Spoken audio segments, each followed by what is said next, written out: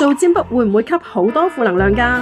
如果用咗一啲唔正確嘅方法去做占卜，就好容易好多負能量啦。點樣知道係咪用錯方法呢？例如，如果你當人占卜之後容易覺得攰啦，或者一日幫多2、3個人占卜之後就冇晒能量，又或者占卜遇到情緒負面嘅人，就算占卜完，你都仲覺得對方嘅負面情緒留喺度，呢種情況好大機會代表一就係你天生敏感體質，比較容易感受同吸收其他人嘅能量，或者二你占卜時唔係想只係講牌意，而係想透過幾張牌啦，喺對方俾好少資訊你，又或者你唔去了解嘅情況下想講好多嘅占卜信息俾對方知，於是不知不覺就搶走咗好多能量啦。每次占卜完又會好攰啦，冇晒能量啦，咁嘅情況都容易吸咗對方嘅負能量㗎。如果想減少發生呢種情況最簡單嘅方法就係改變占卜模式啦。學習喺占卜前同案主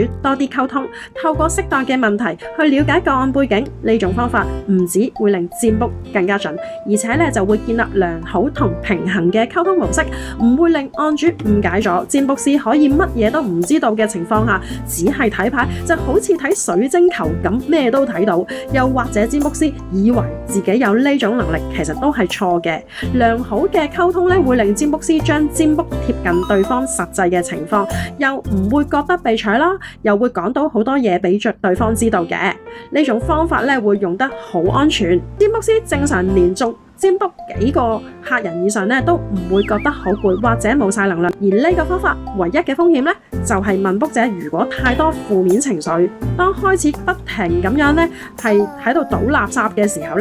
占卜師就要警惕啦。喺適當嘅時候就要停止問卜者不斷咁樣繼續講，而且就開始要進行占卜，讓對方盡量學會係喺占卜嘅角度啦，睇翻唔同嘅事情嘅狀況，而唔係轉牛角尖，覺得永遠自己都係受害者。仲想知道占卜點樣會更加準確，同埋學識保護到自己，歡迎留言想知同私信我，再分享俾你。如果想真正學識呢種占卜方法，都可以報名我哋嘅塔羅工作坊或者課程，請 WhatsApp 5116482466327332查詢或者報名。上堂見，記得追蹤我香港專業塔羅協會會長 Manny 嘅 IG，獲得最新課程或者活動消息。拜拜。